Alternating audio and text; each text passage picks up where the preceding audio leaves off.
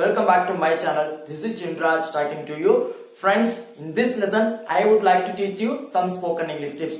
If you want to speak English, please don't hesitate to speak English first. Keep talking no matters what anyone says.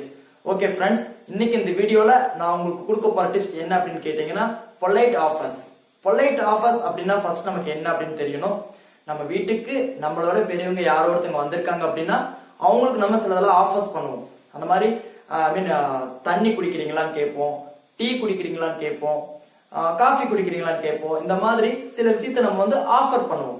அப்படி offer பண்ணும்போது எப்படி பொலைட்டா offer பண்ணலாம் அப்படிங்கிறது தான் இன்னைக்கு இந்த வீடியோல நான் உங்களுக்கு கொடுக்க போற டிப்ஸ்.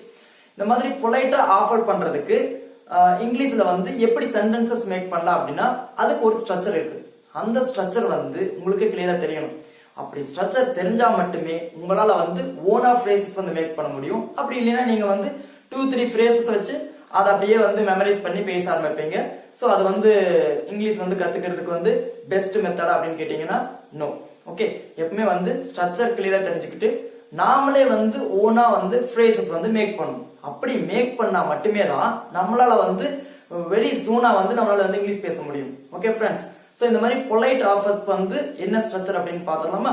சோ பொலைட் ஆஃபர்ஸ் பண்றதுக்கு would you like plus noun phrase, would you like plus noun phrase அப்படிங்கறத யூஸ் பண்ணி தான் இந்த மாதிரி பொலைட்டா நம்ம ஏதாவது ஒரு விஷயத்தை வந்து ஆஃபர் பண்றதுக்கெல்லாம் வந்து சென்டென்சஸ் வந்து இங்கிலீஷ்ல மேக் பண்ண போறோம். சோ இப்போ உங்களுக்கு எக்ஸாம்பிள்ஸோட பார்க்கும்போது இன்னும் வந்து கிளியரா புரியும். நான் வந்து ஒருத்தங்களுக்கு தண்ணி வேணுமான்னு சொல்லி பொலைட்டா கேட்கணும். அதை எப்படி வந்து would you like அப்படிங்கறத யூஸ் பண்ணி சென்டென்சஸ் மேக் பண்ணலாம் அப்படின்னா would you like a glass of water, would you like a glass of water, would you like a glass of water. Next நான் வந்து ஒரு மேகசின் படிச்சிட்டு இருக்கிறேன். அந்த மேகசின் வந்து இன்னொருத்தங்களுக்கு நான் வந்து ஆஃபர் பண்றேன். சோ அதை எப்படி வந்து ரொம்ப பொலைட்டா ஆஃபர் பண்ணலாம் அப்படின்னா would you like a magazine, would you like a magazine. நீங்க வந்து மேகசின் படிக்க விரும்புறீங்களா? would you like a magazine, would you like a cookie. நீங்க வந்து பிஸ்கட் சாப்பிட விரும்புறீங்களா? would you like a cookie, would you like an apple. நீங்க வந்து ஆப்பிள் சாப்பிட ஆசைப்படுறீங்களா? சின்ன குழந்தைங்க கிட்ட எல்லாம் நம்ம கேட்போம் இல்லையா?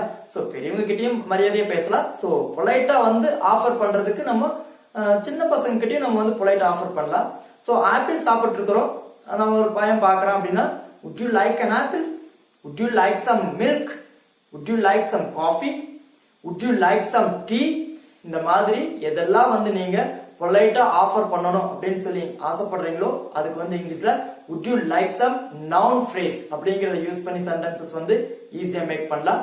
நெக்ஸ்ட் பொலைட்டா வந்து எப்படி நம்ம வந்து ஒரு ஆக்ஷனை வந்து நீங்க பண்றீங்களா அப்படின்னு கேட்கலாங்கிறத பார்க்கலாம். சோ அதுக்கு வந்து சென்டென்சஸ் வந்து would you like to plus V1 verb, I mean would you like plus infinitive.